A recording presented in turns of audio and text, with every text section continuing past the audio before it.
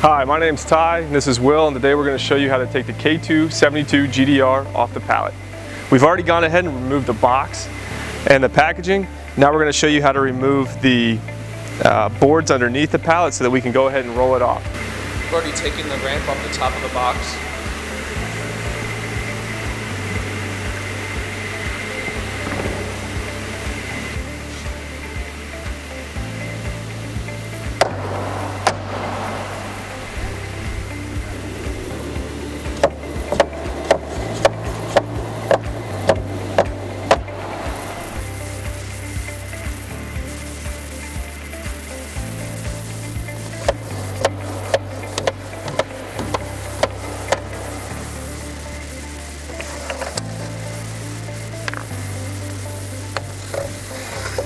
Once the boards are removed, we're going to go ahead and push the unit onto the ramp and onto the ground.